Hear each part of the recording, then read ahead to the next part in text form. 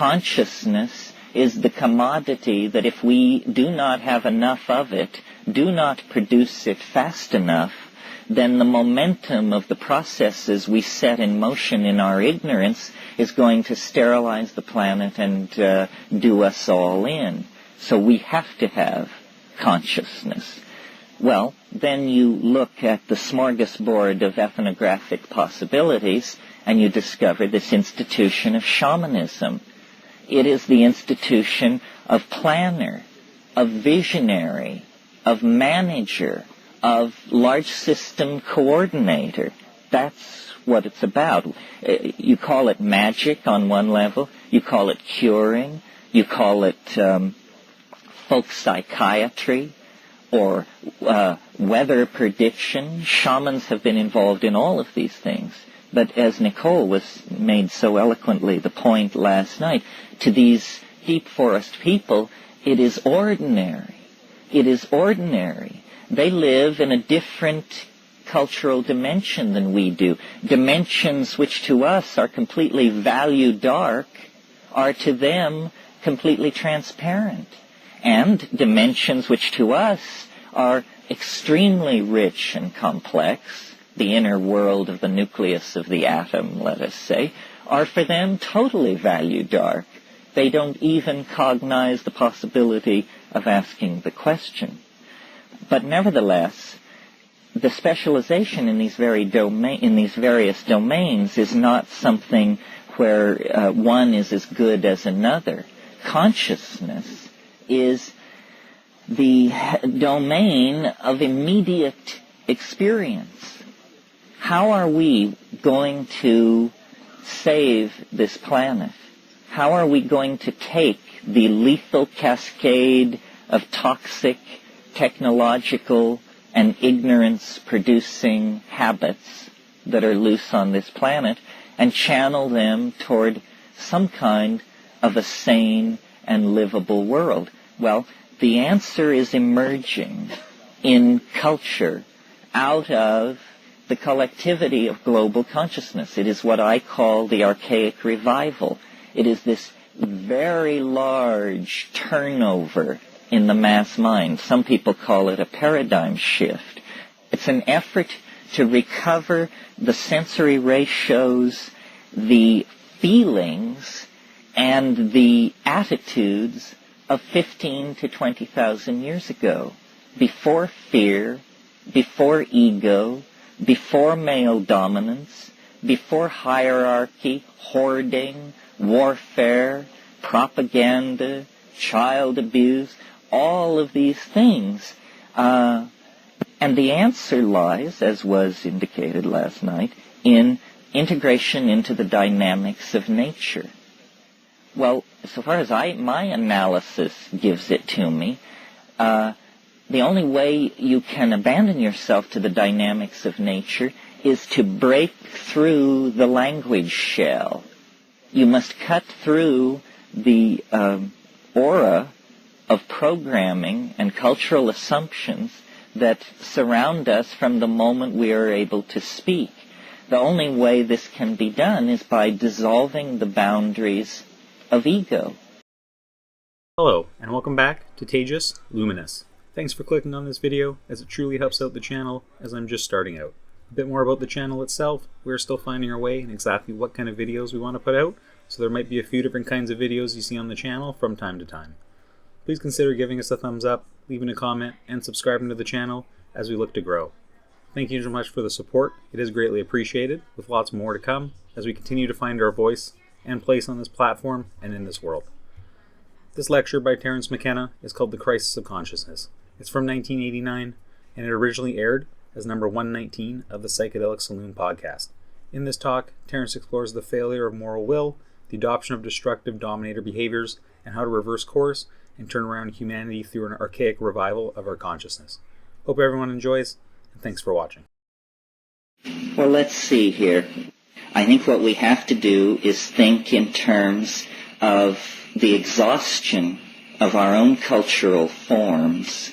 I mean, that's what we're living through, is a global dying created by the exhaustion of our cultural forms and the vitality of the cultural forms that we see in these so-called primitive, I call them pre-literate people. As Nicole pointed out, they have nothing. But what they seem to have that we cannot seem to get a grip on is a kind of dynamic equilibrium with their environment and peace of mind in the felt experience of the moment. These are the two things we don't have. As a society, we cannot seem to make peace with nature. As human beings, as individuals, it's very hard for us to be at peace with ourselves. I mean, I consider my own life the search for peace of mind. Forget enlightenment, forget shunyata, all this stuff. Just a little peace of mind would be a tremendous boon as far as I can see. So I really think that there's a confluence here of themes and possibilities. It has this richly plotted texture that always lets you know that you're in the presence of a higher order of things. It's that the shamans whom we admire, who we idealize, are seen to be at the center of this environment, the warm jungle, the tropics, the warm tropics, that we find it necessary to destroy. So it's a perfect image of us being at war not only with ourselves, but with nature itself. And, you've heard all about how the Amazon and the Congo Basin in eastern Indonesia are all being cleared and lumbered and turned into cattle ranches. This is a tragedy, obviously. We understand and can perceive the dynamics of that. But how to make sense of a situation where, as the World Bank and the IMF attempt to halt this kind of destruction, on the other side of the coin, the United States State Department and the DEA and these agencies propose and are planning to carry out the defoliation of the Waijaga Basin. So there's a schizophrenia here that is not academic. I mean, are we trying to get the patient well, or are we pulling the plugs one by one? We seem to be acting in both dimensions simultaneously. And I think it's because we have not in this culture awakened to the depth of the crisis that surrounds us. There's a lot of kind of self-congratulatory backslapping going around these days over the fact that communists everywhere are in hot water and have to admit that they did it wrong. And this gives a lot of satisfaction to people who feel that that means we did it right. We didn't do it right. They did it wrong and now admit they did it wrong. We do it wrong and have yet to even raise the possibility of turning away from what we are doing. The internal contradictions of Marxism were based on a false definition of what people are. People do not respond to central planning, hortatory propaganda, and stereotyping. Neither do people respond to an ethos of self-denial or a view of human beings that denies the fact that we have certain itches which must be scratched. So, I think that the collapse of Marxism is only the collapse of the outer edge of the societal and civilizing assumptions that we have made. After all, Marxism is nothing more than the millenarian retread of Christian millenarianism. And so is modern science, yet another secular retread of Christian millenarianism. So our culture is in trouble. Not trouble. We are at a terminal crisis, a bifurcation that it can only go one of two ways. horror beyond your wildest imagination, or breakthrough to dignity, decency, community, and caring beyond your wildest imagination. Now, where do you look for models? Where do you go? The answer is so obvious. You go to nature. Nature has been playing this game for 3 billion years on this planet. We have been playing the game, we, the apostles of Christian scientism, for about 2,000 years. Nature has an economy, an elegance, a style that if we could but emulate it, we could rise out of the rubble that we are making of the planet. You know, it was the geographer Carl Sauer who said, man found the planet a climaxed primeval forest. He, and notice the gender here, he will leave the planet a weedy lot. A weedy lot. Well, now this is a metaphor where you change climaxed rainforest for weeds, but it's also true. By clearing land, we promote the kind of plant evolution that stresses very rapid seed production and annular cycles of growth. In other words, weeds. And this tendency to find perfection and then to leave rubble in our wake has haunted us for the past 3,000 or 4,000 years of our history. Now, with the ozone shield disappearing, with acid rain falling on the earth that can melt blocks of marble, with the CO2 levels rising, with the levels of strontium and chlorofluorocarbons, and you know the litany, we have now one last chance to fish or cut bait. And the place where nature has provided the models for how to respond to this situation is the climaxed rainforest. Only the climaxed tropical rainforest has the kind of complexity of signal transfer, movement of nutritional materials, movement of electromagnetic radiation that we find in the modern city. It is a cliché of modernity that the city is a jungle. The problem is it isn't jungle enough.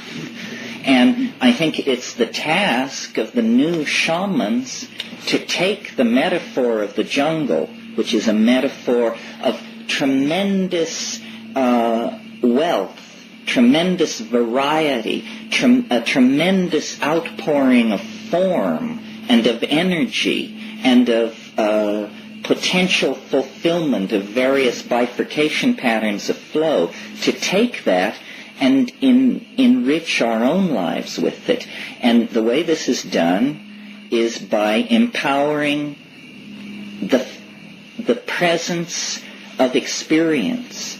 The main thing that you get with these so-called primitive, pre-literate people, and with people like Nicole, who have spent time in this situation, is they are in the moment.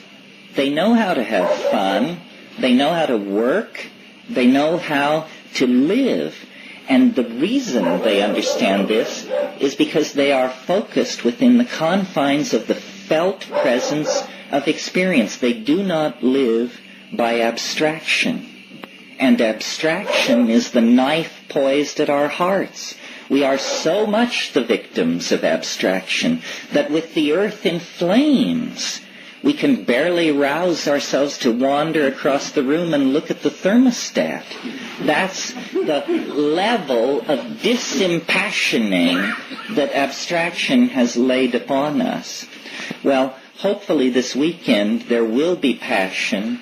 There will be an effort wherever there is abstraction to drag it down into the felt presence of the moment. I think basically what we are a kind of green anarchy, an effort to revivify social forms that have been atrophied in the West at least since the destruction of Eleusis, probably in most places thousands of years before that.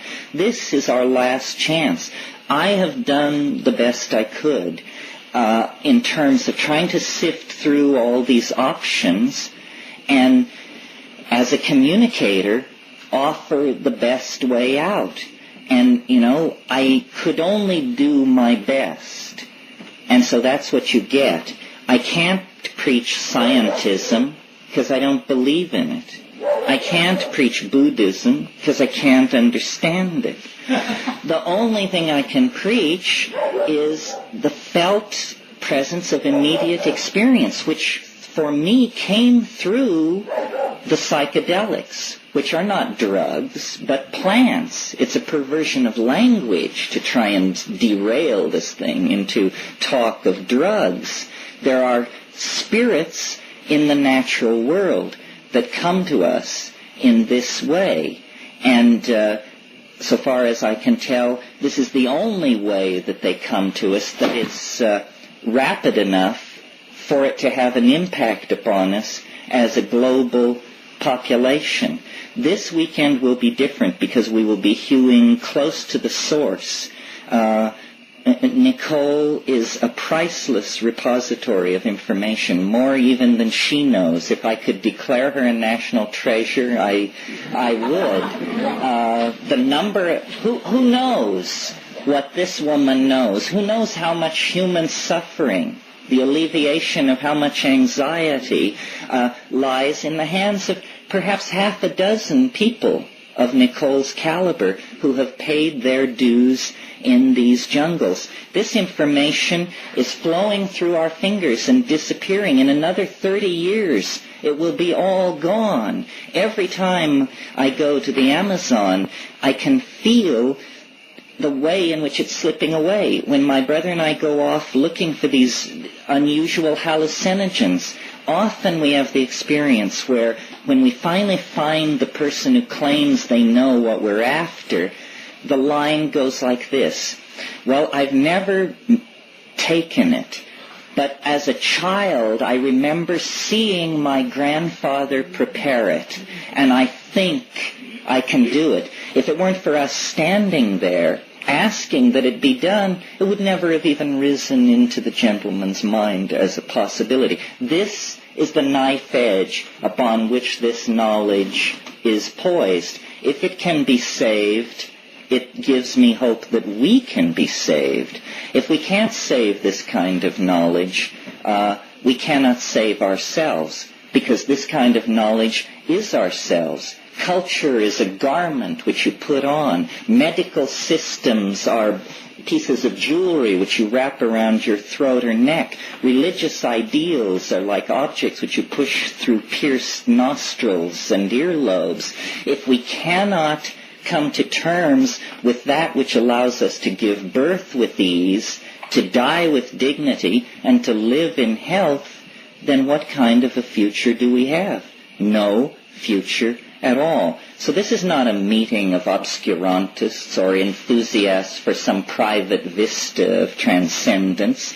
This is a meeting of political activists, people who are socially committed to themselves, to each other, to the larger idea of community, and who understand that when you talk about Gaia, it's only an abstraction unless you talk about plants.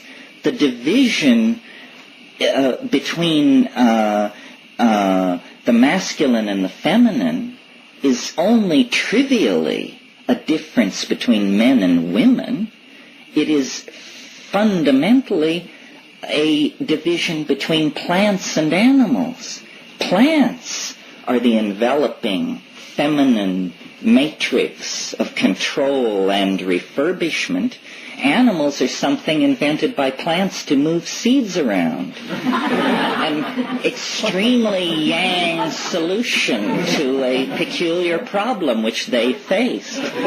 So the archaic revival, if it means anything, it means reconnecting the Gaian mind, which is a vegetable mind, a feminine, enfolding, boundary-dissolving, planetary mind that is not an abstraction, not a stereotype, not something used to create hortatory propaganda, but a living, breathing reality, a reality which is the only thing which stands between us and Armageddon.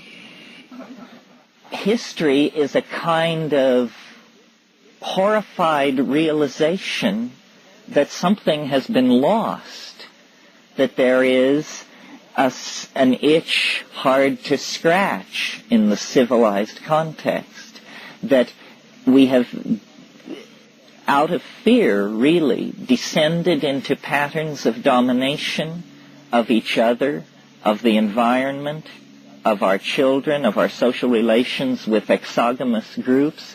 We have descended into a dominator pattern that is basically based on clutching, on fear.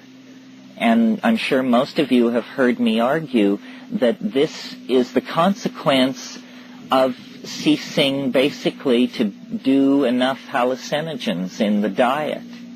That, in fact, what human beings were flirting with over many, many tens of millennia, let's say from 100,000 years ago to 15,000 years ago, human beings were in a flirtatious situation with a symbiotic relationship with this mind resident in vegetable nature. Now, you all know that what classic symbiosis is in biology.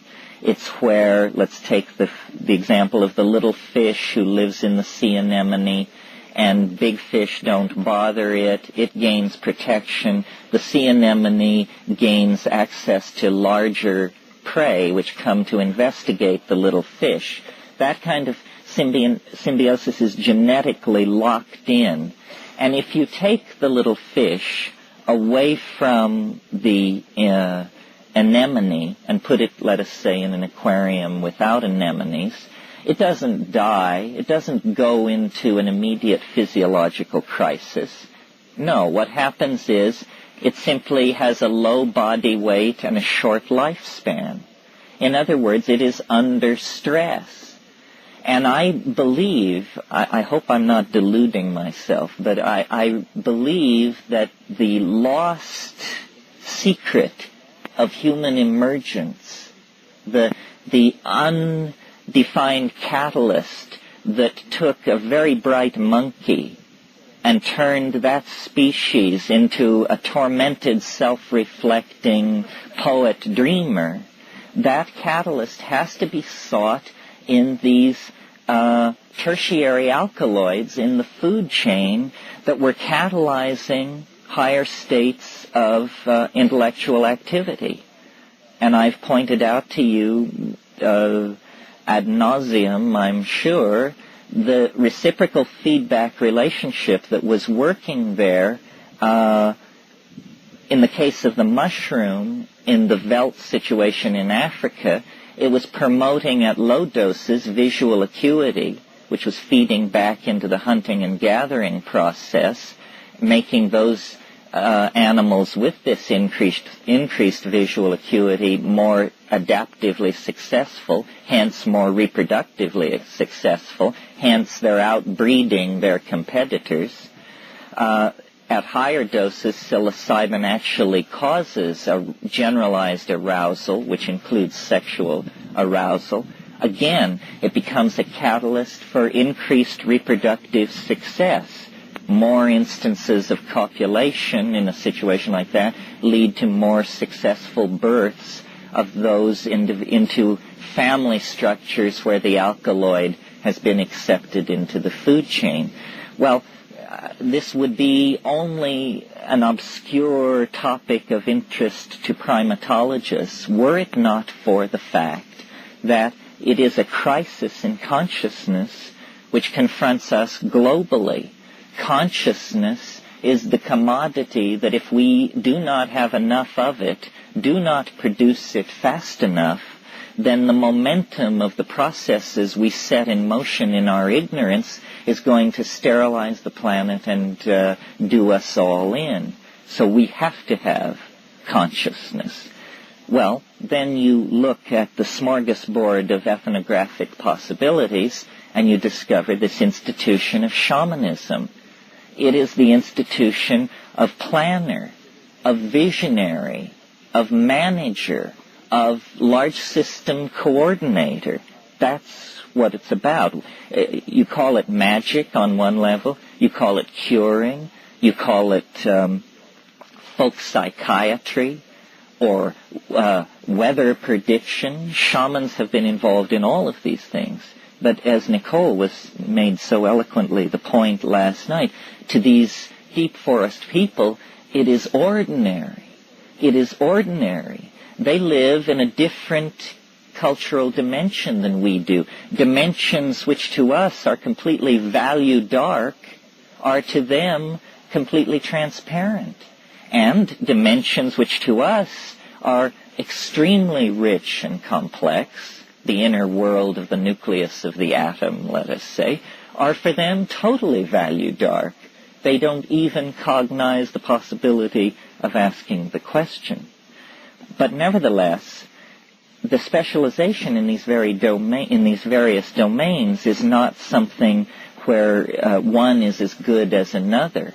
Consciousness is the domain of immediate experience. How are we going to save this planet? How are we going to take the lethal cascade of toxic, technological, and ignorance-producing habits that are loose on this planet and channel them toward some kind of a sane and livable world? Well, the answer is emerging in culture out of the collectivity of global consciousness. It is what I call the archaic revival. It is this very large turnover in the mass mind. Some people call it a paradigm shift. It's an effort to recover the sensory ratios, the feelings, and the attitudes of 15 to 20,000 years ago, before fear, before ego, before male dominance, before hierarchy, hoarding, warfare, propaganda, child abuse, all of these things. And the answer lies, as was indicated last night, in integration into the dynamics of nature. Well, so far as my analysis gives it to me, the only way you can abandon yourself to the dynamics of nature is to break through the language shell. You must cut through the aura of programming and cultural assumptions that surround us from the moment we are able to speak. The only way this can be done is by dissolving the boundaries of ego. Ego is a structure that is erected by a neurotic individual who is a member of a neurotic culture against the facts of the matter. And culture, which we put on like an overcoat, culture is the collectivized consensus about what sort of neurotic behaviors are acceptable. Now, I don't know, so you see, what I see going on in the Amazon is a very radical psycholytic therapy where they are dissolving, literally dissolving the boundaries of self, culture, and ego assumption. And then what you discover is not the white light, or what William James called the blooming, buzzing confusion, although in the first few minutes it can be like that. But what you really discover is sentient, organized, living, loving nature. That nature is a force. Nature is a mind, a personality, organized with intentionality, organized with feeling, humor, grace, and conviction. Conviction. And if you can get right with that conviction, then that's the secret of dancing in the waterfall. That's the secret of the shaman's apparent transcendence of the rules of mundane statistics. Because that is what it is. The shaman doesn't violate physics. He or she simply knows how to push the improbable to its greatest extent. And In Eastern philosophy, this is called the Tao. Abandonment to the flow, fitting of the small pattern into the larger pattern. Well, I think these things are very important because I think that psychology, psychiatry, psychoanalysis, it's a good idea, but it will never reach any kind of operational effectiveness until we look to these native healers all over the world and study their methods, and their methods are chemical and personal. It's a combination of care, attention, intention, and chemistry that allows consciousness to be made malleable and then recast in other forms. So I find myself this weekend explaining myself. That's what I feel like I'm doing. Why does someone who extols the self-transforming elf machines of the DMT space also claim to be a conservationist, also, have a mathematical dog and poodle show? Well, it's because all of these things emerge out of the concrescence of consciousness, its intention toward its own transformation. Nature is the answer. It's not enough to be like Wordsworth. It's not enough to, this is not, Mao Zedong said the revolution is not a dinner party. And certainly the ecological revolution is not a dinner party. Poetic sensitivity to the death of the planet is not what we're striving for here.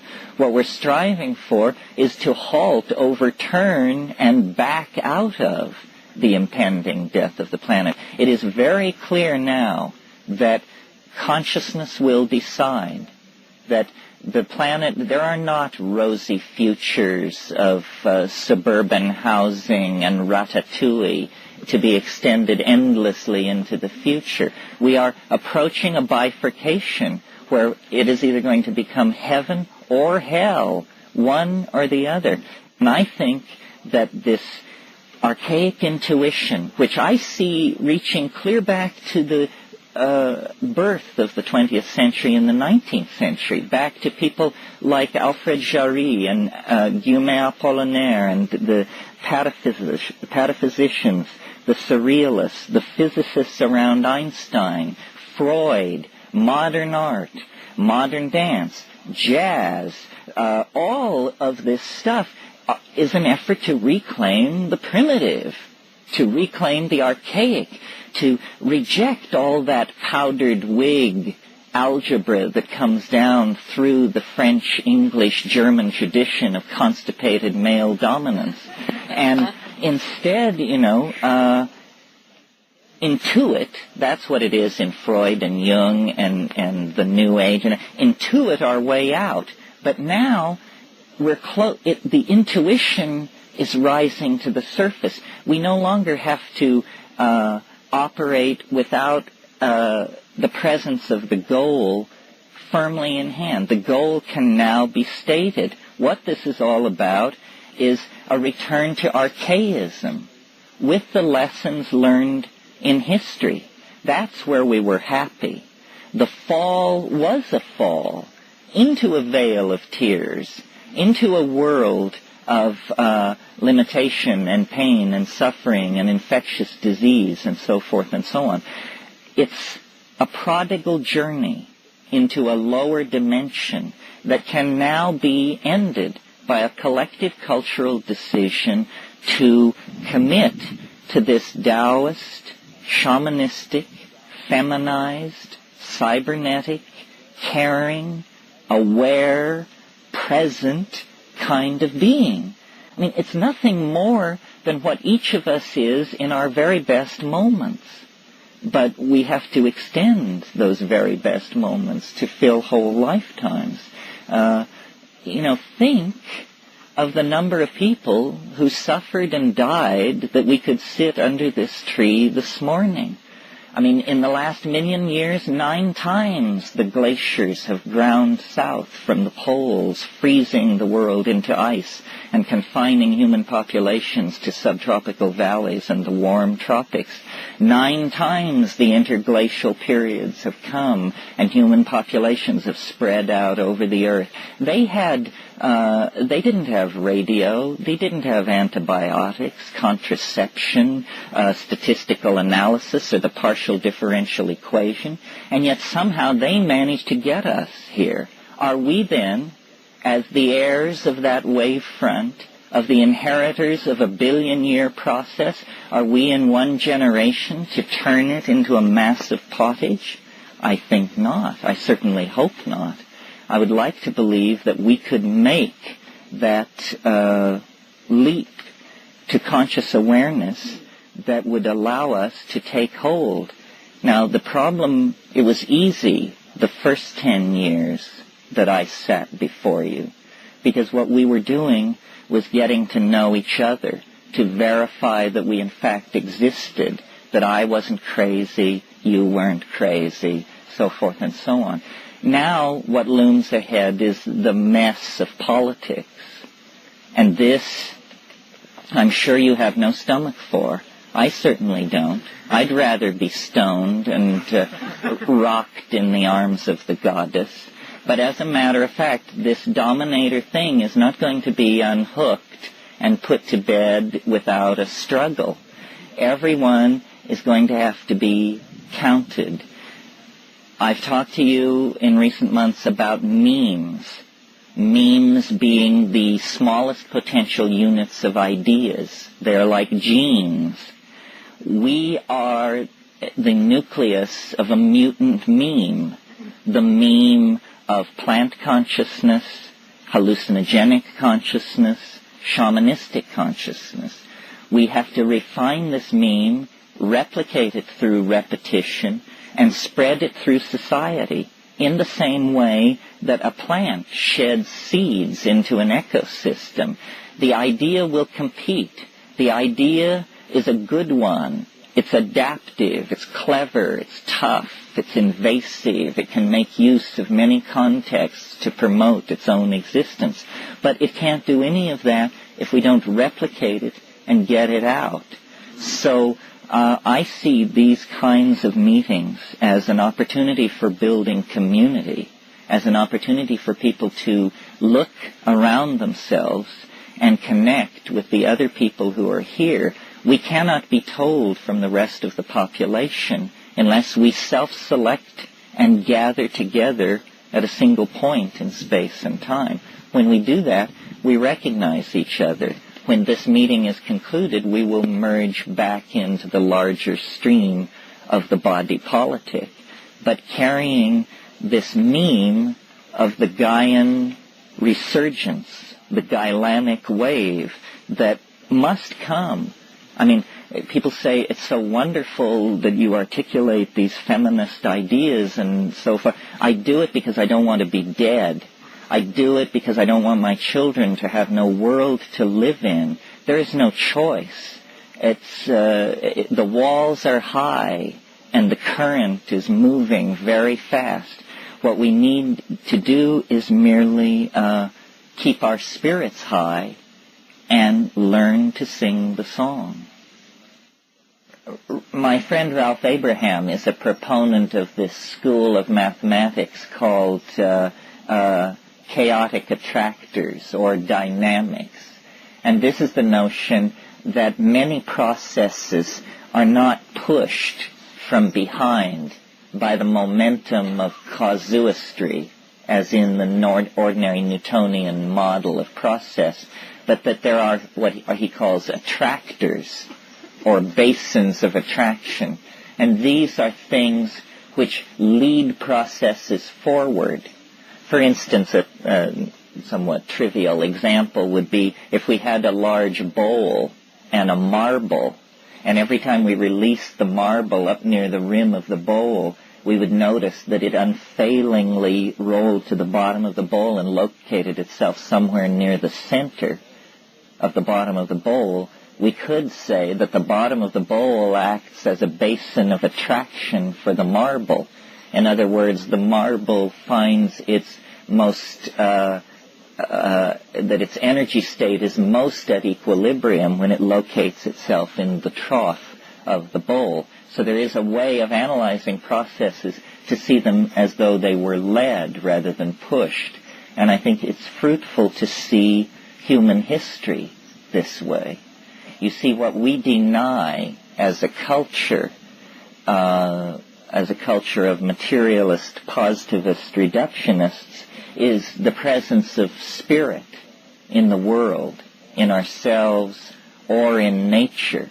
And so Western science is very concerned to deny what is called telos. Telos is a Greek term for purpose. Purpose. The same idea as the attractor that I was trying. If you have a target, if you're driving a car toward a goal, the goal is your telos. It decides how you will steer the car.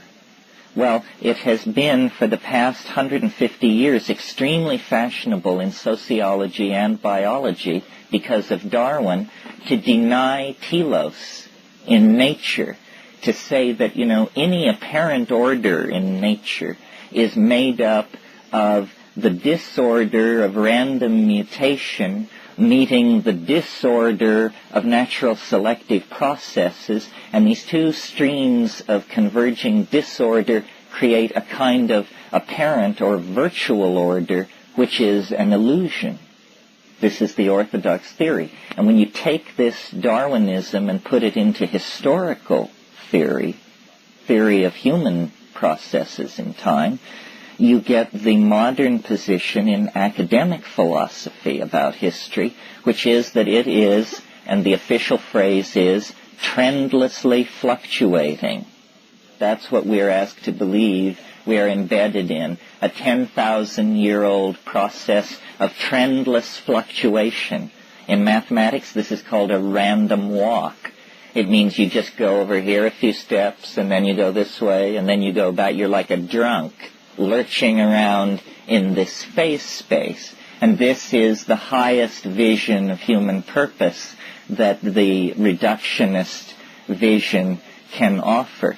Well, what the intuition of religion is, especially Western religion, and I wouldn't even bother to mention it, except that it also is the strong intuition of a lot of psychedelic experience, that there is some kind of attractor in the historical phase space. There is something which is drawing everything toward it. It's like a higher dimensional entity that casts an enormous shadow over the human landscape, so that, at sitting around campfires 50,000 years ago, people felt this vague tug toward organization, order, cognitive activity, epigenetic activity. Epigenetic activity means coding stuff not in your genes, but in dance, gesture, ritual, and ultimately in clay and on paper and in electronic storage methods. This proliferation of complexity is a response to and an anticipation of this transcendental object at the end of historical process.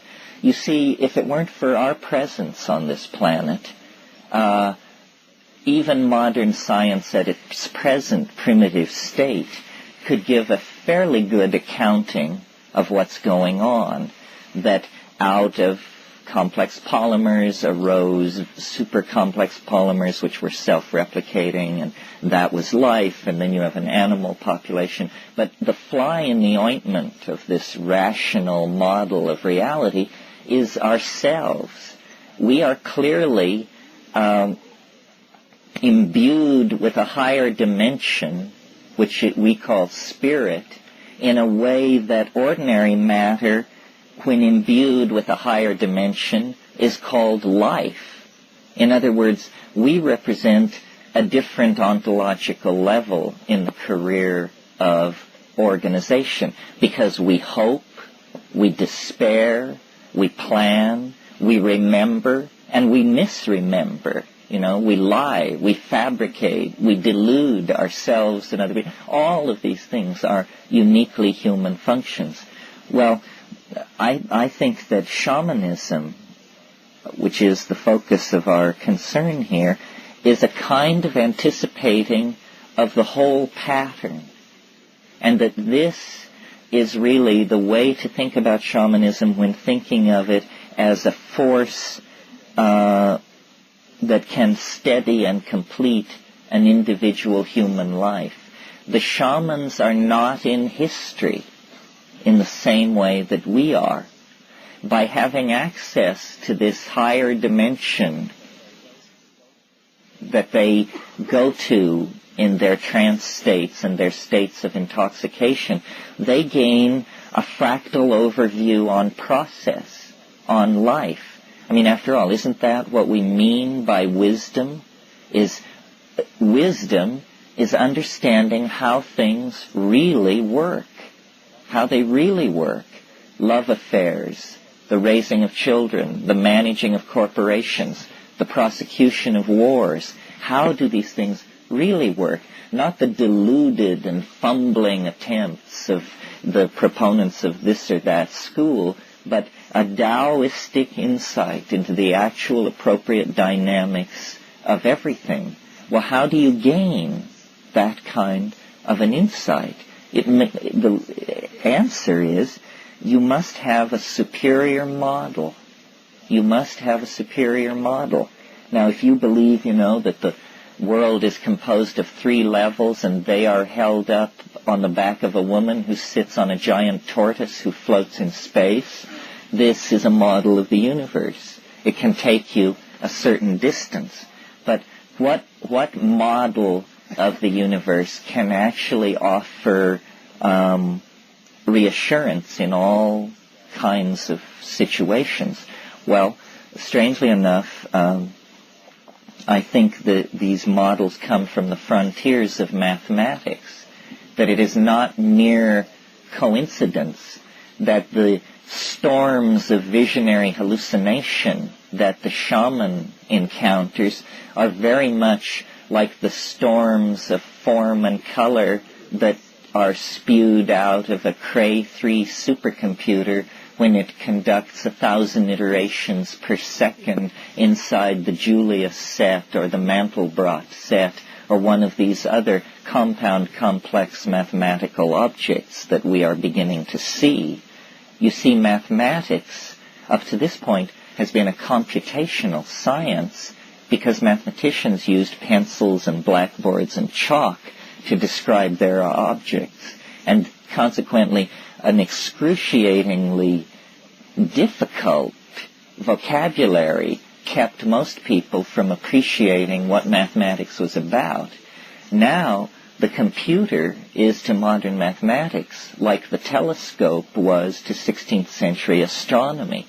The computer becomes a window into domains of hyper-complex computability that previously could barely even be conceived, but that now, at a rate of millions approaching billions of iterations per second, Ralph works on the MMPP machine, the multiple parallel processing machine at Goddard Space Flight Center. It does 800 megaflops per second, 800 million floating point decimal calculations per second. Well, you can dream dreams with a machine like that, and strangely enough, at the edge of the super technology of the dominator culture at Goddard Space Flight Center with guys, high priests standing around in white coats, when you get it up and running, what you see is what an ayahuasca shaman sees on a Saturday night in the Amazon. You see that you are navigating through a complex, higher dimensional phase space where by varying the inputs of amplitude and frequency, in one case using an electronic box, in the other case using the human voice, you sing your way through a mathematical domain which is a higher resonance of reality. And you learn how the world really works, how things happen. Well, how the hell do they happen? Well, on the simplest level, they happen like this. They have a beginning, they have a middle, and then they die away as an oscillation, a damped oscillation. Now, this simple truth to which we all nod assent is, in fact, the hardest thing, the hardest swallow there is for the dominator ego and the dominator personality. Because what this simple truth says, things come into being, they achieve their inflorescence and they fade away, is, as Heraclitus put it, pantithreia, all flows. Nothing lasts. Nothing is saved. And this is, our glory and our agony. That, the people we love and the people we hate are swept away by time. Empires, dynasties, continents are swept away by time. And yet our search for security is cast in the dominator culture as a search for permanence. I want to buy a house. I'd like to get my trust fund functioning a little better. I'd like to pay off X, Y, and Z. A search for permanence. So what you do when you do that is you set yourself at war against the cosmos, which is a heroic stance if you're trying to produce Melvillian opera out of your life. Ahab says in Moby Dick, he's talking to his first mate Starbuck, who signifies Christian right reason, and he says, he's raving about going after the whale, and he says, we'll chase it over both sides of earth and round perdition's flame. And Starbuck says, to seek revenge on a dumb brute seems blasphemy. And he says, blasphemy, Starbuck? Speak not to me of blasphemy. I would strike out the sun if it insulted me. For could it do that, then could I do the other, since there is ever a sort of fair play. Well, this is locker room talk. The notion that there is fair play between a man and a nearby star is the finest expression of the dominator ego I can imagine. And of course, the story of Moby Dick can be read on many levels, but finally it is the story of the submersion of the male ego in the oceans of the unconscious, born to its destruction and transformation by an encounter with the maternal matrix in the form of the vagina dentata of the sperm whale and everything that it symbolized. So I don't think we want to go that way. I don't think we want to set ourselves up as the crusaders for permanence. But that means softening to the fact of the flow and of the impermanence.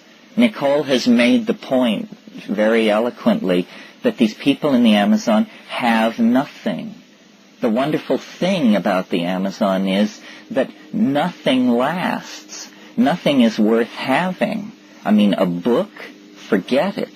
Clothing, houses, everything is just swept away by the incessant recycling of material. So all that is permanent are values, personality, strength, honesty, decency, dignity. These are things which can be erected against the flow and have some hope of permanence. So I think, shamanism is permission to transcend anxiety by accepting the transience of all form.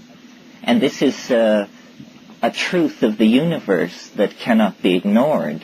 So once it is integrated, then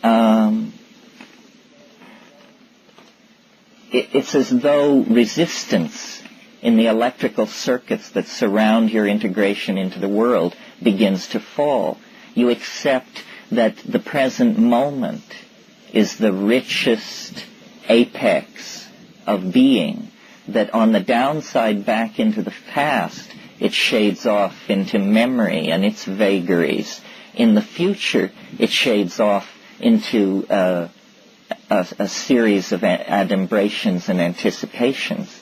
I think that the shamans gain this tremendous authenticity that you feel in their presence, the good ones, because they have seen the end. They have a model of how process happens, and so they don't push and they don't clutch, and then energy flows through them. And our civilization has to learn this. I think I said at one point in this weekend, only Gorbachev is taking the position that we did it wrong and that we need to deconstruct. And yet every society did it wrong. We all did it wrong. Capitalism, it's wonderful that you can get a safety pin at 4 a.m. within a half mile of anywhere in the United States. And I'm sure the Russians wish they had it so good. But is that the be-all and the end-all of cultural values, that you can walk the fluorescent lit aisles of Kmart and congratulate yourself that whether it be gas can, sanitary napkin, or whatever, it's there waiting for you? I don't think so. I think that we have built in the termination of our world just as surely as the Marxist world built in a tripwire into its social mechanism. It's just that we're going to have to pay the piper more downstream. If we descend into the dominator metaphor and play its game, we're probably going to be snookered, because they've had a long, long time to figure out all the angles. What I find myself more and more leaning to is sharing the meme of the irrelevance of conservative institutions. History is not a process for which you ask permission. History is just something you make, and then other people pick up the pieces. Henry David Thoreau understood this very well when he wrote his famous treatise on civil disobedience. The growth of culture is something that comes out of the animal body. Rousseau called it the general will. Man proposes and God disposes. But in the realm of civil polity, the people dispose, and government is allowed to propose. But that's all. And now what we are involved in, really, is a debate about human nature. Who are we? What are we? The French cartoonist Mobius put it very well in his book, where he asked the question, is man good? This is what we're going to find out. And my feeling is that it isn't decided yet. That it is, H.G. Wells called history a race between education and disaster. Well, they're in the home stretch, neck and neck. It's clearly going to be a photo finish. But there is a responsibility on everyone who sees this to communicate it to other people and to act upon it.